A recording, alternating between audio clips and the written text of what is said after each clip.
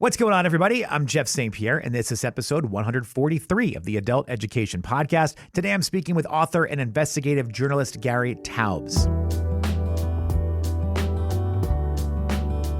Thanks for checking out the show. I just appreciate you sharing some of your day with me. If this is your first time listening to the Adult Education Podcast, welcome to the family. Love to have you here. I'd love it if you would subscribe to the show so you're updated for all future episodes, and always feel free to reach out and connect with me. The best way to do that is probably through Instagram. We are at Adult Education Podcast. You can see when new episodes are posted, and you can DM me with any comments, questions, and suggestions for future topics or guests. I always love to hear from folks. This conversation was an interesting one, and it's kind of the point of why I do this podcast. So I like to learn stuff. I like to find out new information and educate myself, hopefully to make myself a little bit better. I saw this new book by Gary Taubes and wanted to check it out. It's called Rethinking Diabetes: What Science Reveals About Diet, Insulin, and Successful Treatments. Now, full transparency here. I don't agree with everything Gary says and everything that he finds in his research. Now, I'm not a nutritionist and I'm not a scientist, so what do I know? But I do have my own thoughts and opinions about some things. And right out of the gate in this conversation, we dive right into that idea. Gary talks about one of my more recent guests on the show, Michael Greger, and how the two of them are on opposite sides of the spectrum on things, specifically when it comes to the foods that we should eat.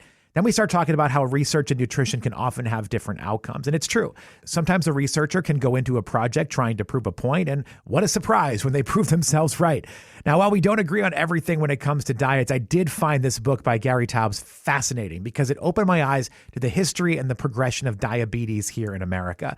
Gary goes all the way back to the beginning and gives us a deep look at how diabetes went from this rare condition to where we are now, with approximately 10% of the country being diagnosed with it. That's wild. Did you know 10% of the country has been diagnosed with diabetes? That is a massive number. So how did we get here? What are we doing to stop it? Or are we doing anything to stop it? This conversation and this book left me fascinated and also so mad at the same exact time. So I hope you enjoy my conversation with Gary Taubes. Gary, how are you? I'm good. Good. How are you? Good, man. Thank you. First, I just want to say I apologize for the confusion of last week. Life just kind of got a little crazy for me, so I appreciate you pivoting and postponing for today for me. That's perfectly okay. I mean, I screw up all the time, so it's always delighted to see other people with conflicts, and makes me feel better about my own inadequacies. One thing I haven't done well is for whatever reason, I need to hold on to a physical calendar. I can't really do digital calendars very well, although my wife loves them. So she puts things in the calendar that I never see because I never look at the digital calendar. And then I'm like, oh, I have to go do this today. Got it. I don't know if you want me to mention this. I noticed that you just did Michael Greger. Yeah. And Michael and I are on the sort of opposite spectrum of nutrition advice.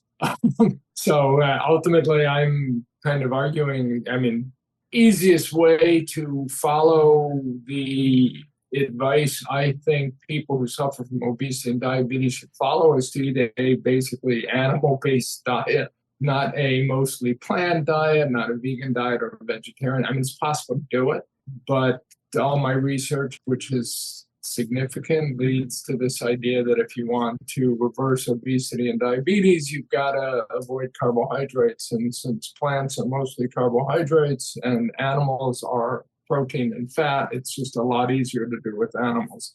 Not as good for the animals, I acknowledge. Not as good for the environment. But so we are really, we're very much on different sides of the spectrum. Sure. Which is a problem. As soon as you step into nutrition, you find that people give antithetical recommendations and do it with total certainty that they're right. Yeah, I think that's what I find so fascinating about it, is that you can do so much research and still come out with different sort of results the way you look at it and the way that you have a perspective. Like you just said, some people come in with absolute certainty that they're right, but there maybe, sure, they might have points that are correct and they might have seen research that does point them in that direction, but the absolute certainty, it's always tough to find that. My background was in hard science and investigative journalism. So I'm not a doctor, I'm not a nutritionist, but I know good science from bad science. I know what it takes to establish reliable knowledge in any science. And the problem with nutrition is you can't really do the studies to test people's hypotheses. So you have a lot of hypotheses without, science, if nothing else, is hypothesis and test. Like you get an idea, you want to know if you're right. You really want to know if you're right. So you got to test it and test it and test it and test it. And you keep assuming that you're wrong until you can figure out how to do a test that'll show you how you're wrong. And then you sort of back into this idea that, okay, I'm going to accept my hypothesis is right because I can't disprove it. I can't refute it. You can't do those tests in nutrition. So people they get an idea and they like it and they find the evidence that seems to support it. And then they say they're right and they go from there. And the longer they hold it, the more books they write, the more we dig in, we dig into our positions. If I had a criticism of my book, Rethinking Diabetes, which is this incredibly well-referenced historical analysis, I would say, well, Gary, you went in with a bias and everything you found supported your bias. Isn't that a surprise? It's great how that works out, doesn't it? Well, Gary, I am recording here, so I do think there is something, though, to start with how you found yourself diving into this world, because as you just mentioned to me, I think you started in physics, you were a scientist, you're an investigative reporter. So how do you find yourself in this world of health? Because this is not your first book in nutrition and health. You've done other books prior to this. How did you find yourself in this world? Okay, so my first I did have a physics background in college, went to journalism school, needed a job that would keep me in New York City where my girlfriend lived. So I became a science writer. I had this physics background. It seemed natural. Turned out that there's a lot of very questionable science done. Just like any other, there are good plumbers and bad plumbers. There are good electricians and bad electricians. There are good computer coders and bad. There are good scientists and bad scientists. I wanted to be an investigative reporter, so I started asking questions about the quality of the science I was supposed to be writing about. So my first two books ended up being books about bad science. So the first one was, today we'd say I was embedded with 150 physicists in an experiment outside Geneva, Switzerland, where they discovered non-existent fundamental particles. So they claimed to have discovered something, they screwed up. And I spent 10 months living with these people, 9 months, watching them realize how they had screwed up and how they were going to deal with the embarrassment of going public. So what I thought was going to be a book about this great discovery turned out to be an expose about this world of physics. My second book was about the great scientific fiasco of the late 20th century, which was called cold fusion. And one of my favorite comments was from a historian of science who said, "You did more research for the stupidest scientific subject than any human being alive. But in doing that, you learn about good science and bad science and very specific themes. Like you could probably say the same about good plumbers and bad plumbers. Like the good ones approach their job with certain belief systems and the bad ones don't. And you find this is true of science." After the cold fusion book, some of my friends in the physics community said, if you're interested in bad science, you should look at the stuff in public health. It's terrible. And so I moved into public health. This was the 1990s. And by the end of that decade, I had sort of stumbled into the nutrition world. And I did a couple of award-winning investigations for the journal Science, where I'd spent 9 months and a year, respectively, on different nutrition-related stories. And this just led me into this first one was whether salt causes high blood pressure. We should be eating a low salt diet. And weirdly enough, the evidence for that is terrible. And the second was dietary fat and heart disease. And the evidence for that, weirdly enough, is terrible. Again, if I had a critic, they would say Taubes sees bad science everywhere he looks. So the fact that he does an investigation and claims that the science is bad is not surprising. It doesn't mean he's right, though. But anyway, from there, I moved into the obesity field and chronic disease, and I've been doing that since 2001, and an infamous New York Times Magazine cover story. There was a photo of a very greasy-looking porterhouse steak with a pat of butter on it. Headline was, "What if fat doesn't make us fat?"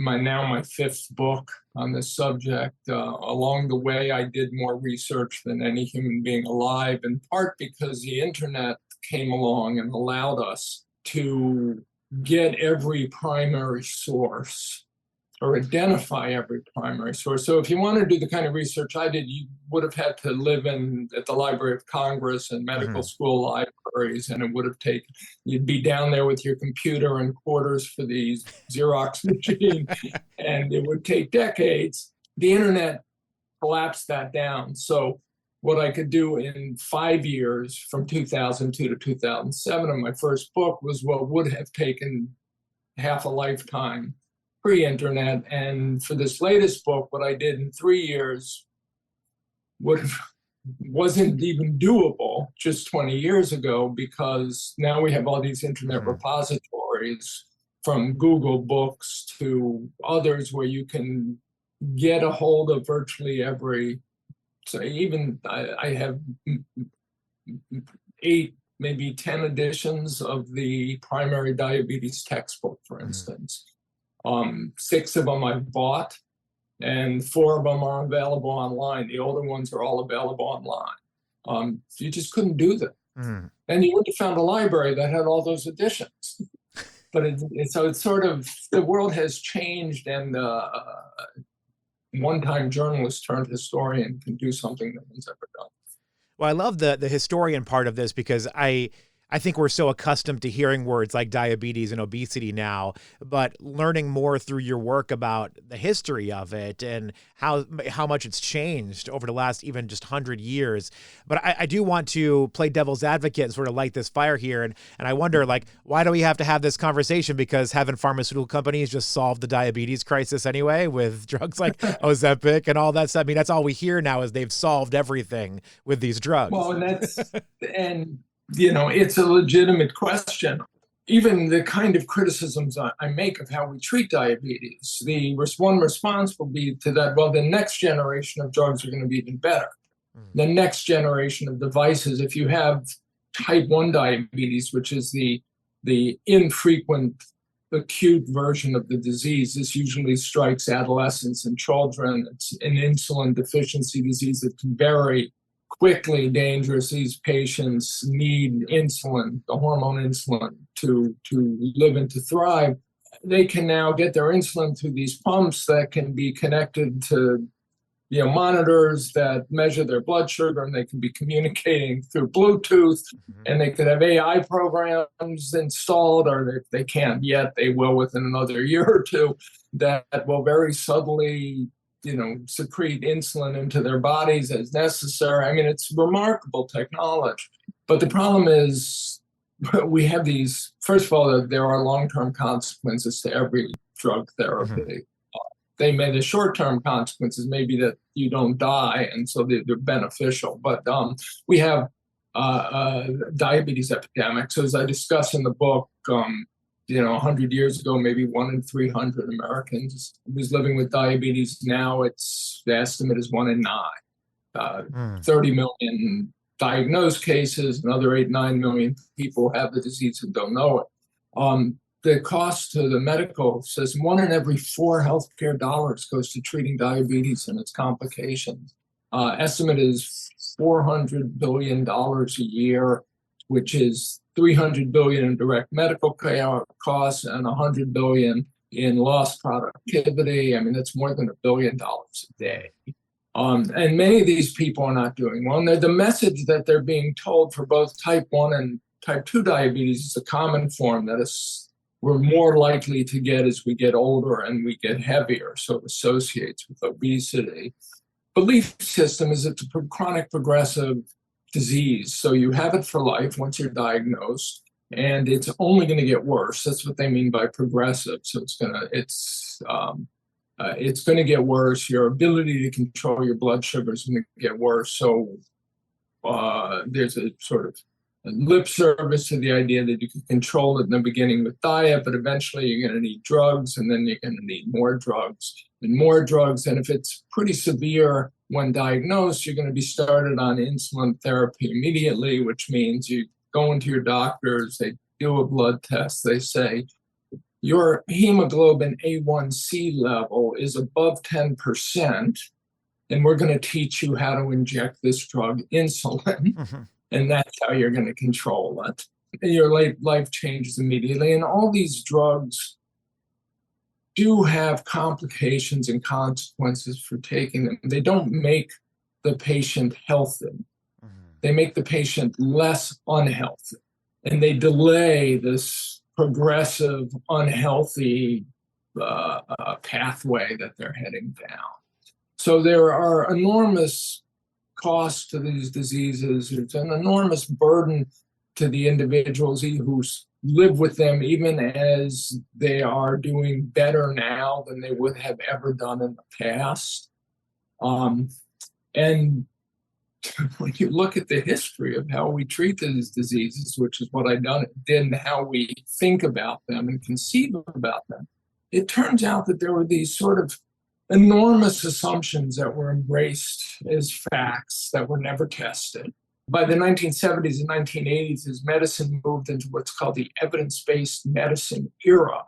So the idea is that you go to the doctor, you get diagnosed, he prescribes something or intervenes with some surgical procedure. There's randomized controlled trial evidence to show that the method of diagnosis is correct and the prescription is the best thing for you, or the surgery is the best thing for you. And it turns out that these assumptions about diabetes, which sort of grandfathered in during this period. So there was this whole belief system that we should focus on drugs, that people should get to eat whatever they want. They should be allowed to eat freely. We shouldn't really tell them otherwise, because that'll be a problem. And we just have drugs to treat all these complications, and the complications are profound. That's what I find so fascinating about this history is that, look, I don't think anybody wakes up any day and says, boy, I really hope that I have diabetes.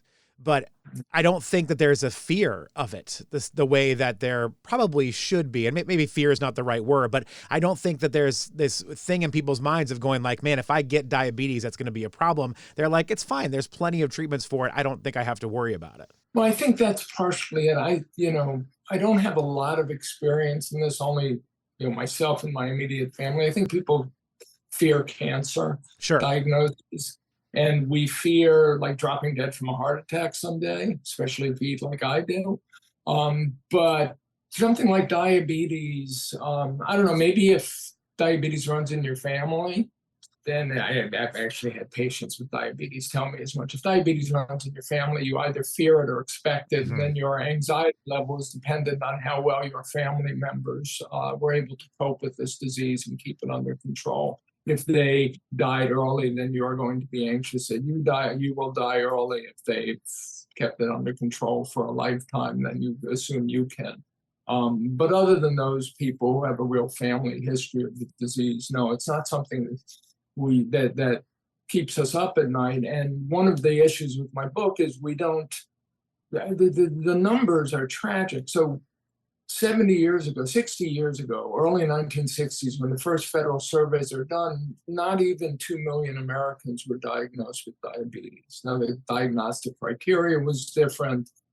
You would have had to have a much more severe form of the disease to be diagnosed. But still, it was roughly, 1.5, 2 million Americans. And today it's, like I said, 30 million, another 10 million who have it but don't know it.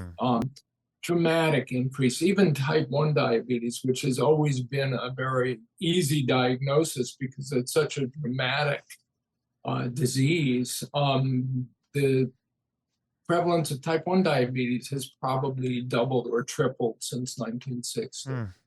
These diseases they've gone from being very rare disease. In the 19th century, major urban hospitals could go a year without seeing a case.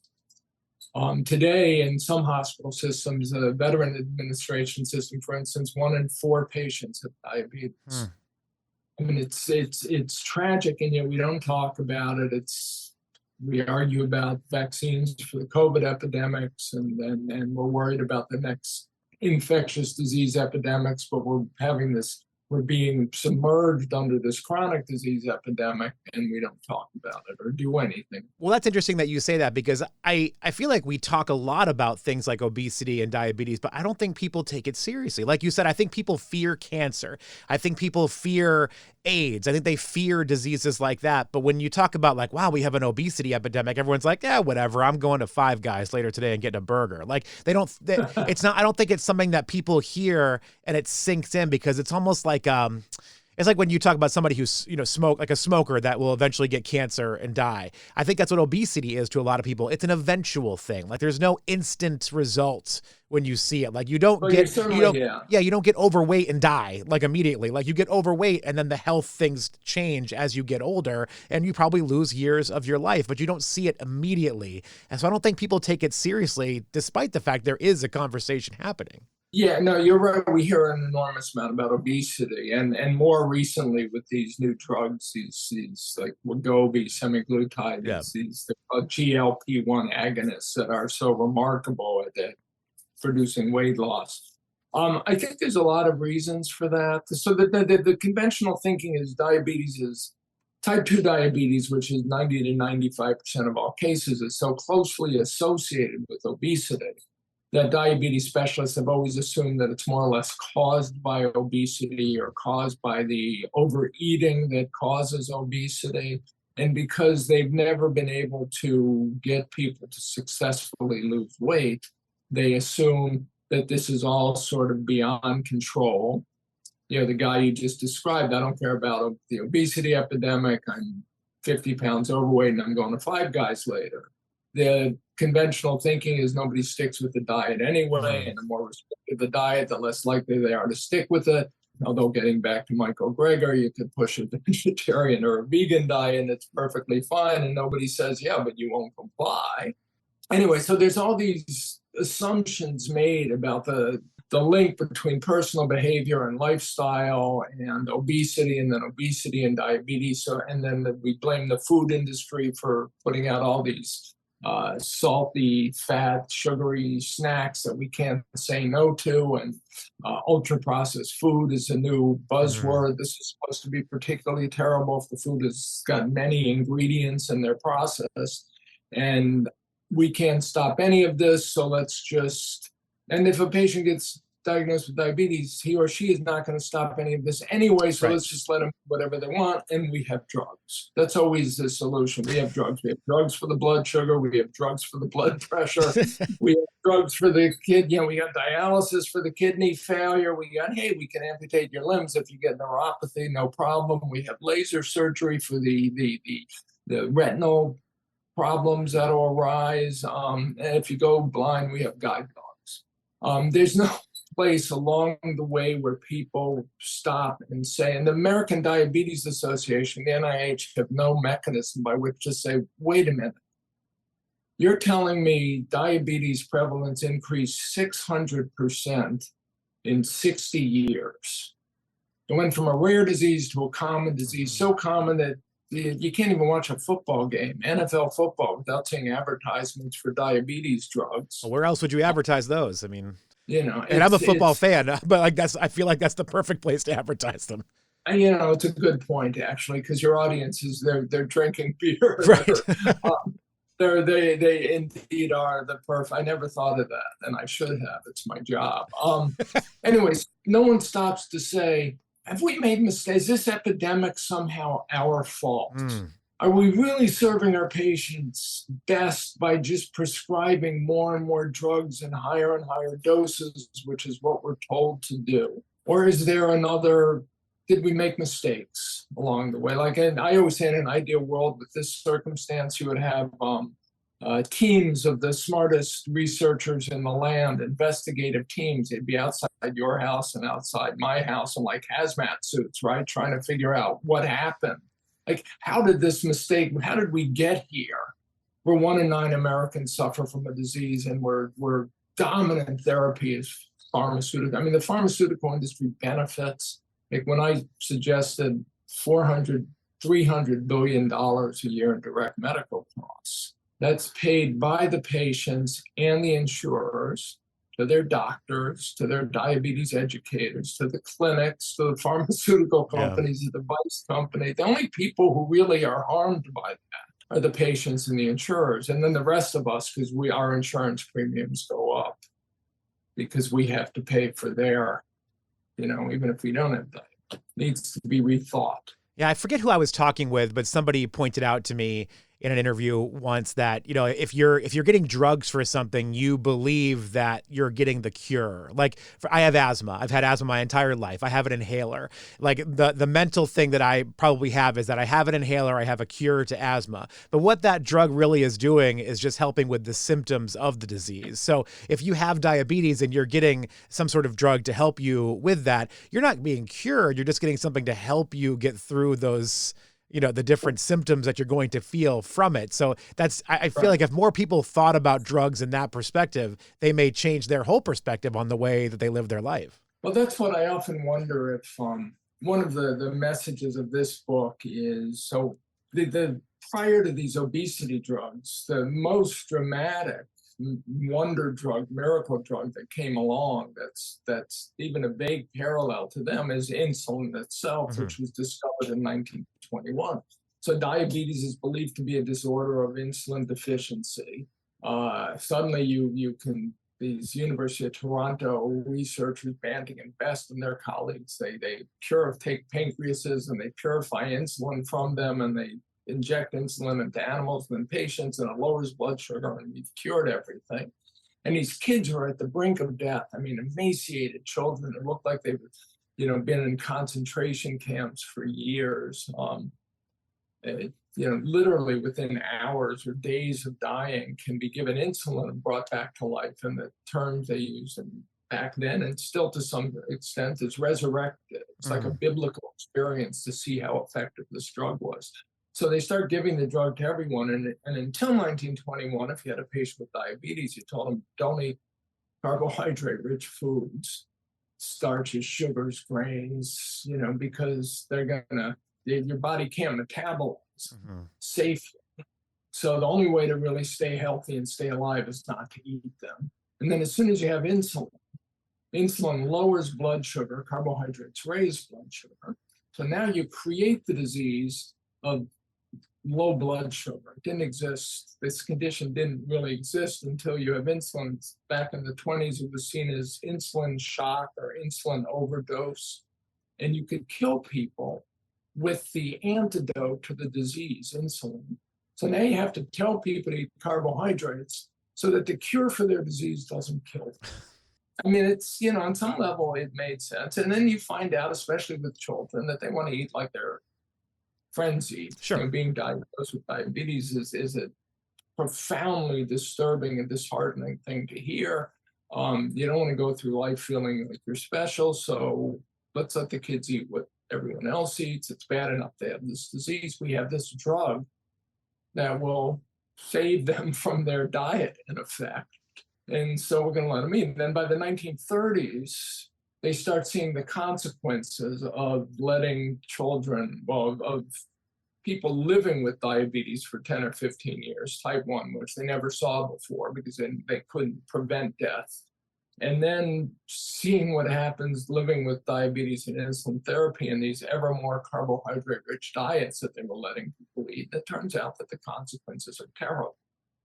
After 10, 15 years, these kids are getting all the side effects of the complications of diabetes, heart disease, nerve failure, nerve damage, kidney failure, they're going blind. Kids who were diagnosed at 12 and saved from the brink of death at 13 are now dying at 28, which is still tragic. Nobody ever really addresses this issue because they've kind of forgotten that there was another way to treat this disorder, which is, and this was phrased to me best by a journalist who was diagnosed with type 1 diabetes when he was 36 years old. This is about 6 years ago. And he said, you're diagnosed, you're dropped into this world of this disease. You've never thought about diabetes before. Suddenly you're a patient. Your doctor tells you, look, you've got this disorder where you don't have enough insulin and your body can't safely process the carbohydrates in your diet.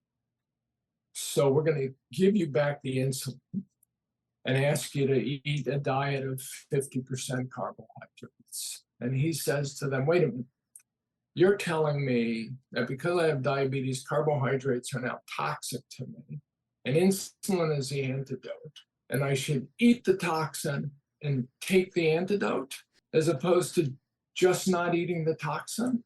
And he said, my doctor just wanted me to be healthy. He didn't think I could go through life not eating carbohydrates. I mean, they're everywhere, right? How could you have a dinner without pasta or Sure. rice or potato?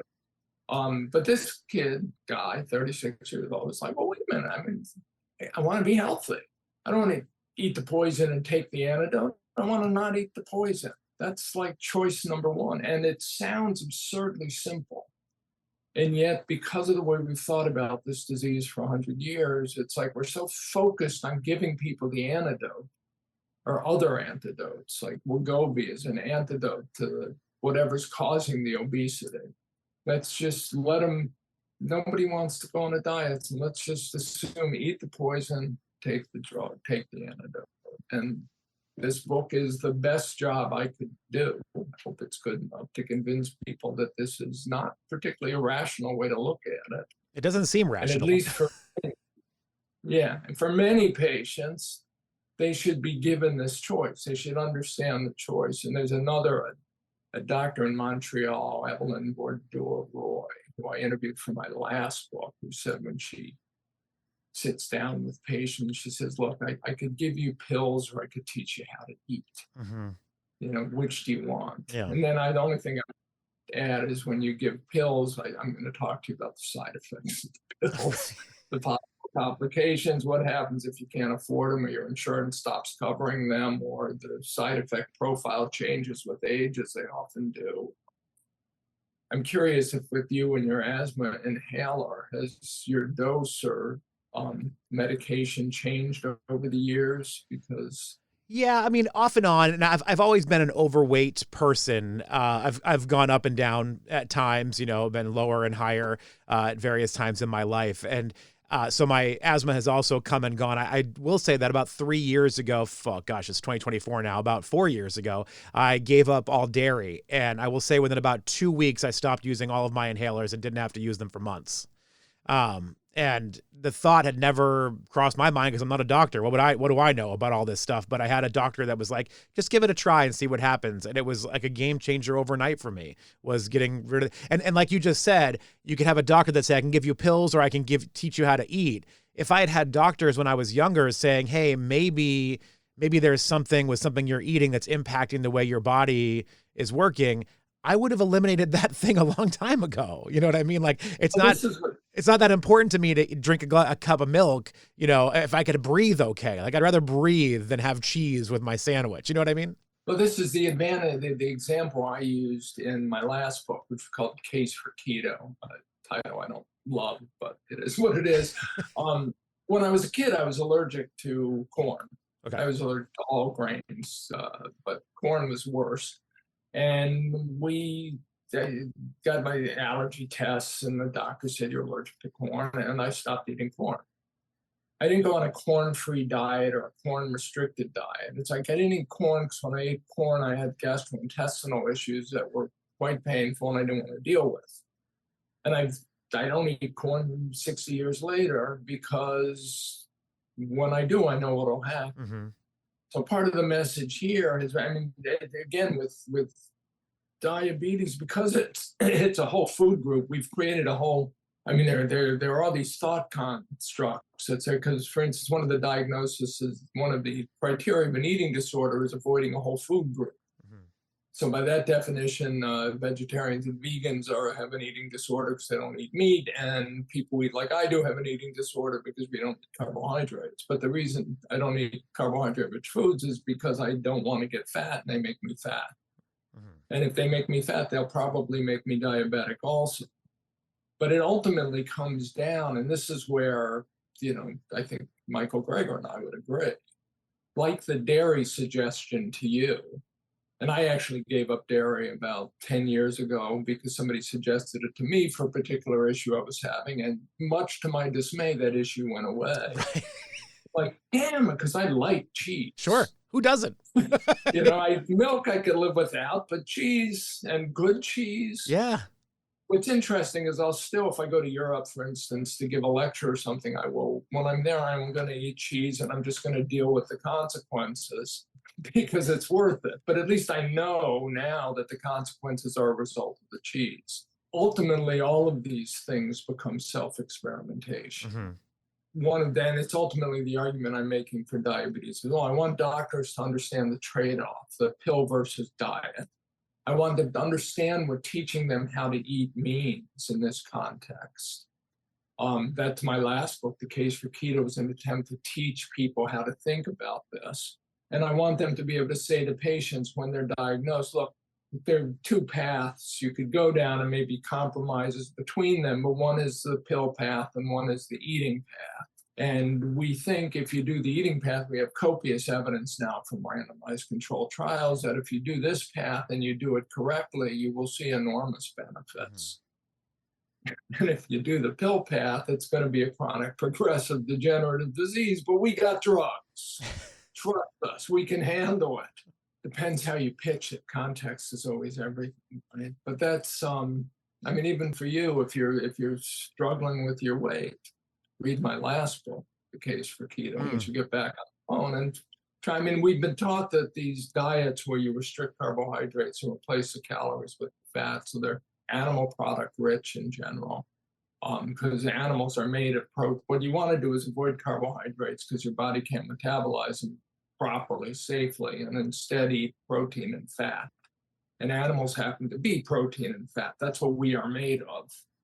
So if you're eating animal products, it's a very easy thing to eat as these diets. You could argue that we evolved over millions of years to live on animal product rich diets. And alternative, like for instance, you could try going vegan or vegetarian and just see what happens. That's the thing. Give it, I think 2 months is probably enough to see if you're really benefiting. It gets messy because now both diets will tell you that Michael Greger and myself will both tell you to avoid like refined, ultra processed foods and sugar. So you're getting rid of the worst of the carbohydrates and maybe the worst of the fats. I'm not sure about that, by avoiding the center aisles of the supermarket. And so you're likely to benefit from both approaches just because of that. It's something you can do as an experiment and see what happens. If you're ailing and taking the pills thing is either too expensive for you or you're suffering the side effects. Taking 5, I was speaking to a woman the other day with diabetes, mother of one of my 14 or 15-year-olds basketball colleagues, and we were at a game and she's on 5 medications for her diabetes. If you don't want to do that, then we can teach you how to eat. And I'm pretty confident that'll work. Well, Gary, I love this topic. And like I said before, the history of it was so fascinating to learn because I knew nothing about just diabetes has always been in the world as far as I know, right? I know it's a lot worse now than it ever has been, but learning all of the history going back was just fascinating. The book is called Rethinking Diabetes, What Science Reveals About Diet, Insulin, and Successful Treatments. We've barely scratched the surface of your work in this book here in this conversation, but I know that Zoom is going to boot me off with you in a second, so I wanted to make sure that I thanked you before I just lost you here. But Gary, seriously, thank you so much. Is there a place people can go if they want to find out more about you or learn more about your work? Well, my website, GaryTaubes.com, and I write a Substack with my journalist friend and colleague, Nina Teigholz, and the Substack is called Unsettled Science. And Google, of course, although there you'll get people saying good things about me, terrible. It's always a mixed bag on Google, isn't it? Well, thank you, Gary. I appreciate your time and I appreciate your work. Thank you so much. Okay, my pleasure. If you try the diet, let me know what happens. Yeah, I'll reach back out. I will. Big thank you to Gary Taubes for his time. His book, Rethinking Diabetes, What Science Reveals About Diet, Insulin, and Successful Treatments is available now wherever you get your books. It's a fascinating read, also very frustrating sometimes when you think about what we are not doing to try to stop the diabetes epidemic, but really interesting stuff here with this book, again, called Rethinking Diabetes. And thank you all for your time. Until next week, be well.